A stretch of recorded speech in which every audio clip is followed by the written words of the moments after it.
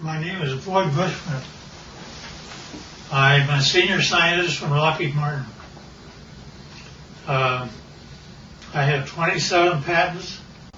Approximately 13 years ago, I ran across a person who had been given a job by Dr. Teller. Dr. Teller was Oppenheimer's right-hand man, and even after Oppenheimer was thrown out of Area 51, Dr. Teller stayed there and was in charge of several programs. The person that I contact twice to 3 times per month is the head of that program now. And they continually update me on everything they possibly can. I do have a top secret clearance.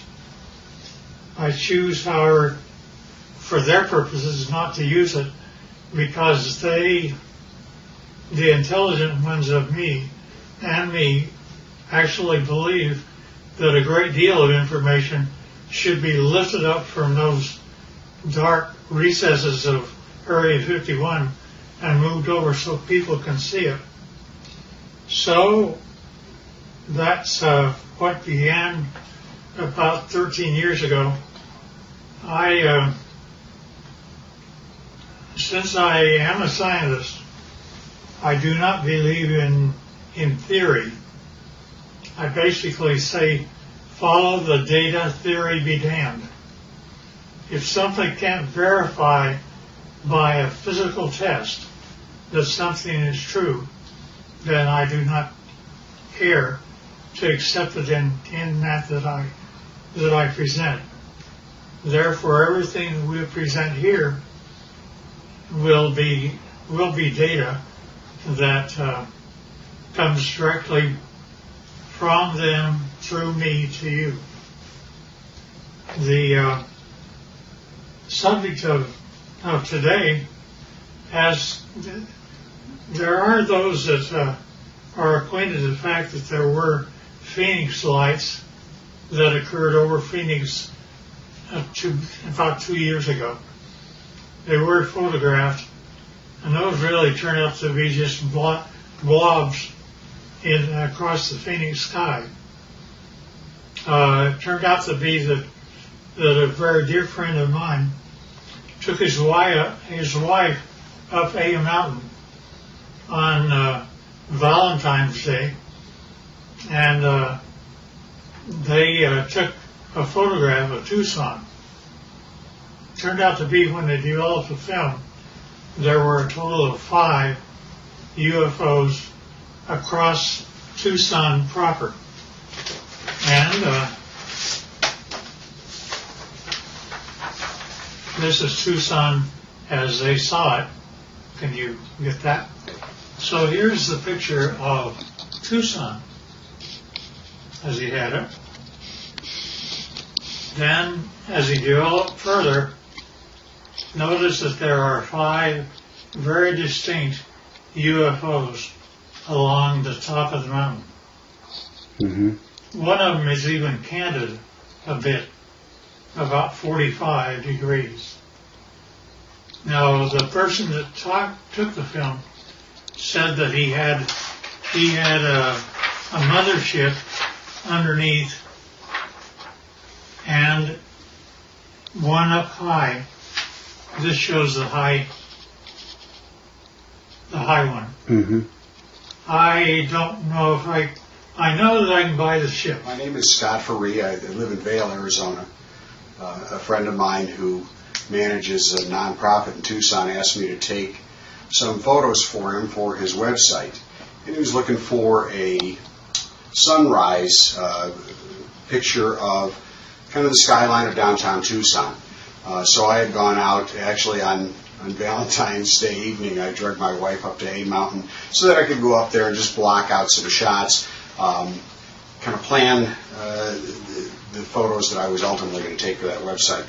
And so we got up on A Mountain just as the sun was setting. I set up my Canon 40D on a tripod, opened the shutter up fully. I really wasn't looking for picture quality. I was, like I said, I was looking to block out where I wanted to set the camera and the angles that I wanted to take. And so I started to click off some photos, and I had these set with a timer release on the shutter so I didn't get any camera vibration because the sun was starting to set. We were running into fairly low light. And I took, I don't know, it was probably 6 or 8 pictures. I figured I'd had enough that I could take a look at tomorrow, take a look at the next day and decide what I liked. So we went out to dinner that night, went home the following day. I uploaded these photos onto my laptop, and I noticed some lights that I really didn't expect to see up above the Santa Catalina Mountains. And upon closer inspection, and as I really ran out the contrast in the photo, I ended up with something that I still can't explain to this day. This is the original photo, and these lights were showing up just over the top of the mountain. I took a second photo probably 5 or 6 seconds later, as long as it would have taken for me to reset the timer. And in fact, this group of lights was in a much more narrow band, and now about, well, I don't know, I can't really say distance-wise, but they'd moved quite a ways from where that original grouping had taken place. So I still have no explanation for the camera, or for the pictures. These images, these lights have not shown up in any other photos that I've taken. I'm at a loss as to what they might be, and certainly curious as to where those lights came from. They certainly are very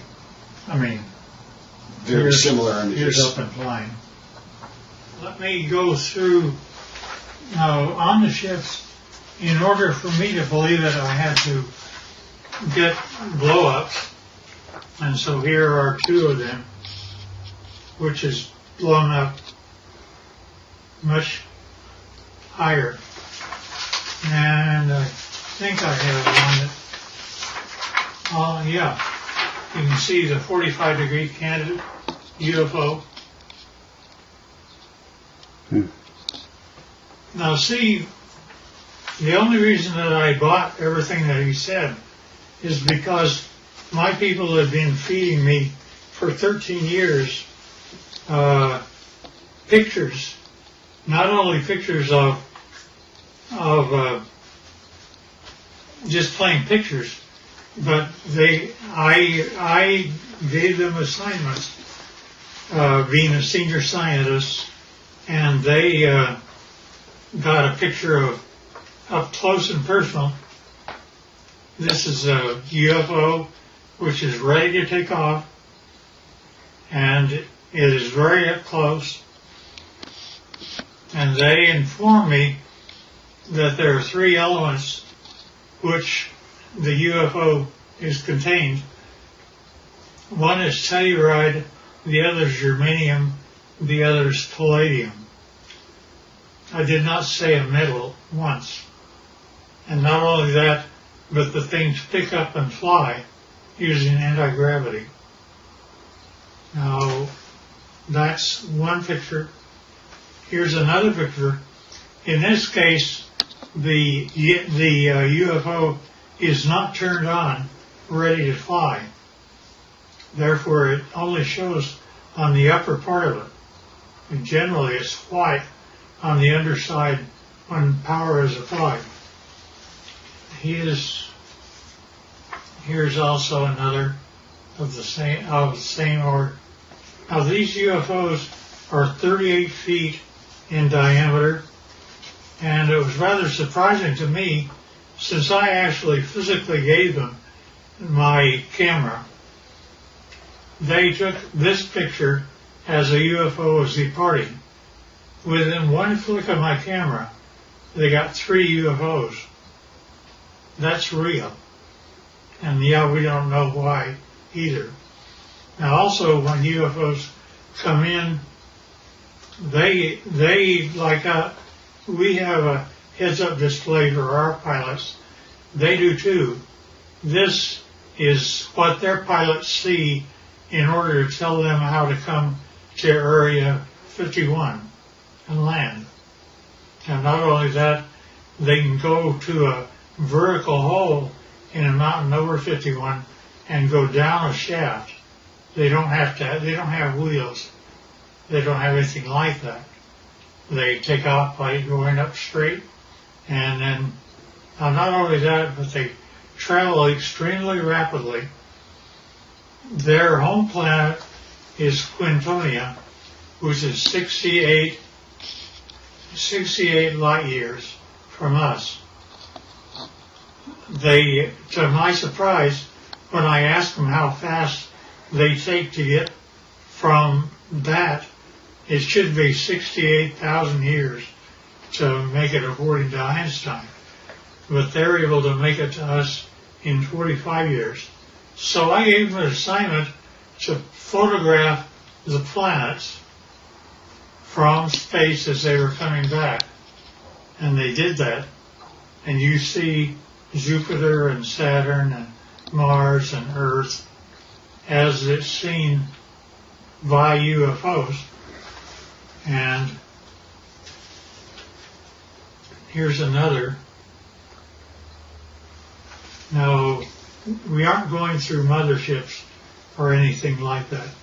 Nevertheless, those are the UFOs. Now, when they actually get powered up and actually start traveling, it turns like this. You do not hear sound. They're up. They travel like that. They look like that, and they travel extremely rapidly. Now, the question is who are they? Here's another one. You see the bottom, how it's all white. It's turned on. Here's also the bottom turned on. Strangely enough, I asked them to take pictures of the power unit on the bottom, up close and personal. They gave me this. I don't know what this means. That's when my camera actually looks into the power center of the UFO. Now, I asked them to tell me about who was flying these things. He therefore said, fine, they're approximately 5 feet, 4.5 to 5 feet tall. They had one or two of them around it that were 230 years old, and we have a total of at least 18 that exist and operate with our facility as Teller set it up. Now notice the eyes are different, nose are different, but they do have 5 fingers, 5 toes, 2 eyes, and rather strangely enough, I asked him how they communicate. He says, well, it's like this, Boyd. You all of a sudden have a question in your mind.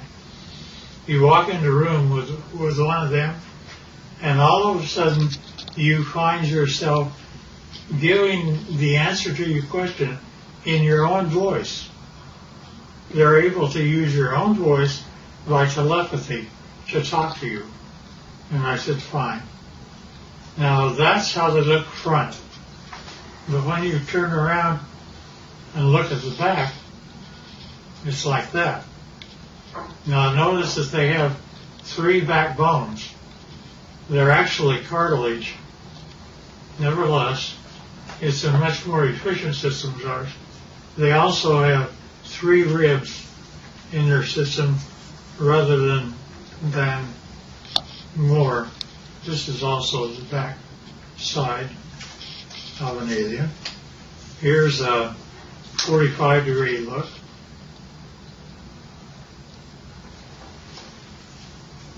And here's the back of the head. Notice the veins. No hair. And now when we talk about aliens, I pushed the issue, and he said, well, there's kind of 2 groups of aliens. he divided them, they divide them into two groups. One group he calls, it's like you have a ranch. And you have a ranch and you find that one group are your wranglers that know how to wrangle your cattle. There are others are rustlers, ones that steal your cattle. And indeed, that the two groups do act differently. To the ones that are wranglers are much more friendly and have a better relationship with us. Here's the other side of the alien too. Now also notice that their feet, where they have 5 toes, the toes are joined together like a frog, and yet they are dissimilar. Now there was a surprising occurrence, and that is my friend had one of them that was a friend, and he died here. And 10 days after his death, I was out visiting my buddy who's in this picture. And if you look very close, you can see that his friend is in spirit form right over his left shoulder. You can also see that the fingers are long, that there is something. We have an expression that basically say when a person dies, they stay around their body for 3 days and then go off, and they basically have the same thing that happens to them. Now, with respect to the alien craft, we have American citizens which are suited up like this, and they are working on UFOs 24 hours a day, and we're trying to learn what to do. These are 2 guys, 2 American citizens, and they're trying to protect themselves against germs and things like that. And here's another view of them. And here's another one. There's an upper part of a UFO and a lower part of a UFO. This is the upper part, and it's just one of them up there. They have, generally we give them suspenders so that if they start floating, they don't have gravity on the inside. Somebody can grab them and pull them over to the side. And this is the home planet that they come from, which they call Quintonia. Now notice that the hand, that's an alien hand. Notice that that the fingers are longer than ours by quite a bit, about 30% longer, and that's just the way they're put together. Now, at any rate,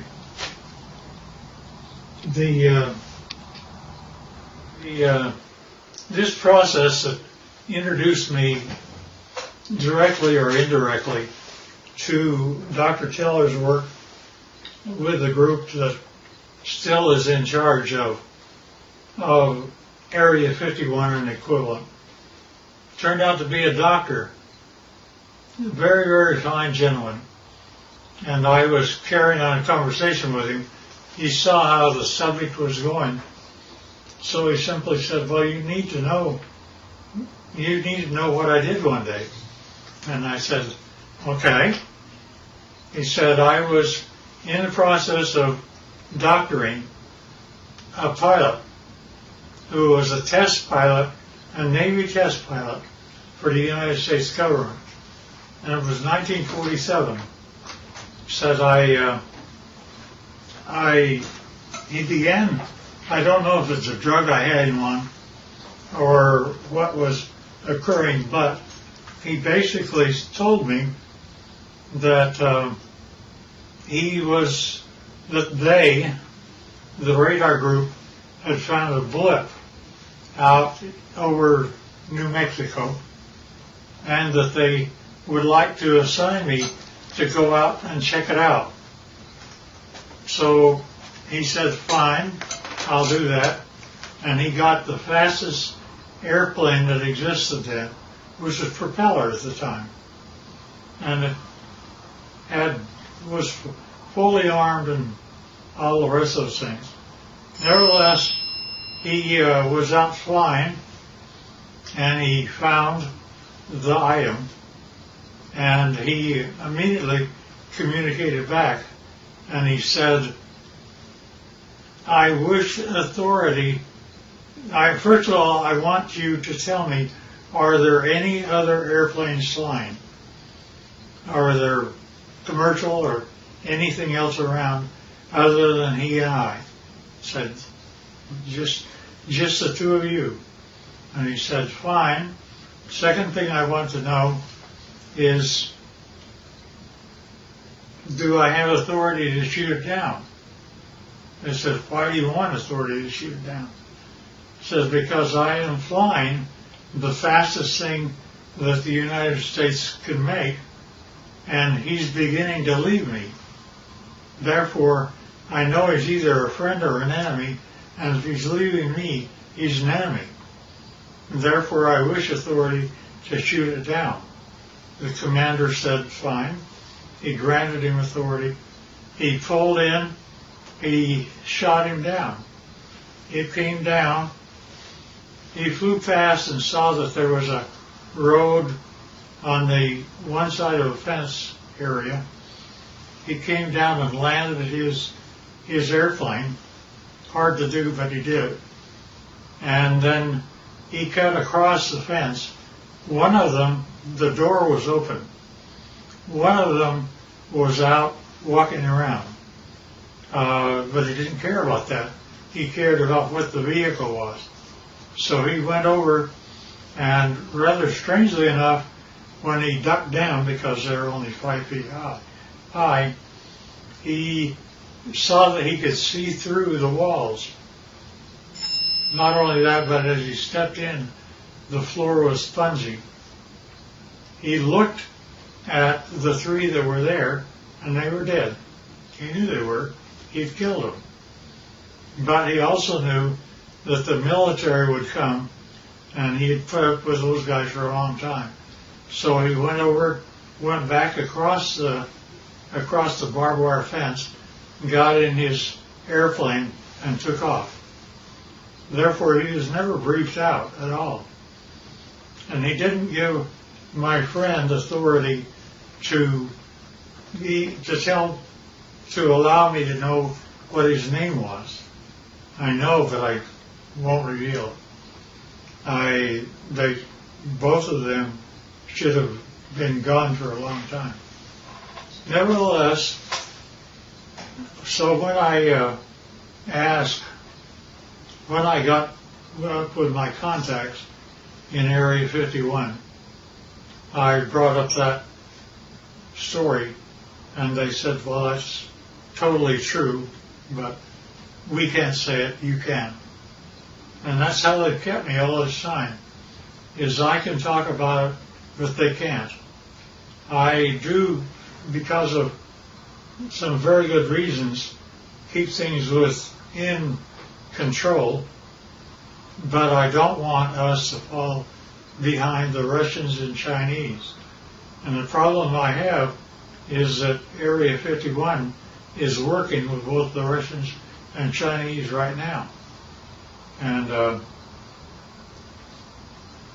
trying to make UFOs, they have, there's been a total of 39 United States citizens that have lost their lives trying to reverse engineer UFOs. And it's Well, the last one I heard of was a year and a half ago, where we lost 19 lives in one test. They actually wanted to bring various flying craft near the UFO, and the UFO defended itself, and 19 of our people died. Now, they kept giving me things rather than, they would give me pieces of UFOs, and I would come to my laboratories. I had the laboratories of Lockheed and every place else, so I would do that, but I would get pieces of UFOs. For example, I have 3 little pieces of UFOs down underneath the thing that looks like a quartz crystal. Notice that that is my hand, and it is giving weight. It says that it weighs 100 grams. Now, without those 3 items, when I take the UFO material away, notice that the 3 UFO items are gone. But also notice that the weight of the crystal is now 650 grams. The implication here is that if I were to take the pieces of UFO and put them underneath an average man's scale, he would weigh 45 pounds. Basically, they're working in anti-gravity, and therefore our effort is anti-gravity. Now, not only that, but we take these same pieces of items, and I go to a standard voltmeter, and notice that in my voltmeter I am getting a total voltage of 249 volts out of one piece of UFO. Not only that, but the team took a piece of UFO and connected it up like this and was able to have a complete laboratory operate for 6 months with heavy equipment. And it goes all the way up to 12 amperes. And since you didn't really get this before, here's the foot with the toes joined together. And this is a better view of the same. Now notice also, this is the body of an alien, and where we have 6 ribs that are connected together, they have 3. And the total height is less than 5 feet. And they still look like this, not like you and I. Nevertheless, so we're able to obtain voltages and anti-gravity, and anti-gravity appears several ways, which is rather unique and nice. Scotty talked about UFOs. I basically said, yeah, I understand, because here is what Area 51 was giving to me since the year 2000 and beyond. Notice it's recent. And we have one triangle, then we have 1, 2, 3, 4, 5, and we have one that's 150 feet across, if not larger. And each one of these are separate documentation of UFOs that were photographed and taken across the world from 2000 the year 2004. Now, when you actually get what that all means, is a UFO, when it's white on the underneath side, is ready to fly like that. And it's anti-gravity, that's the reason you don't hear anything. But when it's just parked means just floating in air. It could be above your house, like this, and this. This turns out to be the heads-up display that the aliens see of how to go to Area 51 and store their craft. Nevertheless, this is what the craft look like. That's how they change power.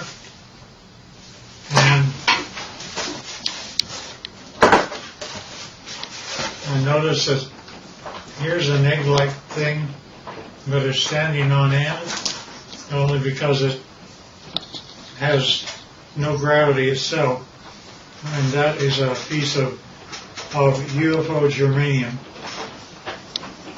And this little dot is a piece of neodymium magnet, which is above the germanium, and it's floating all by itself. And that, again, is a UFO. And we don't know why, but the crystal appears to be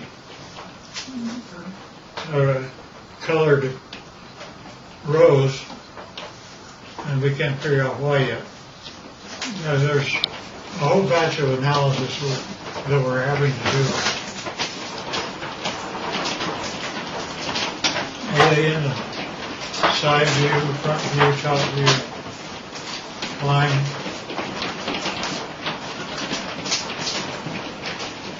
And that's the power center of palladium in the middle of the craft.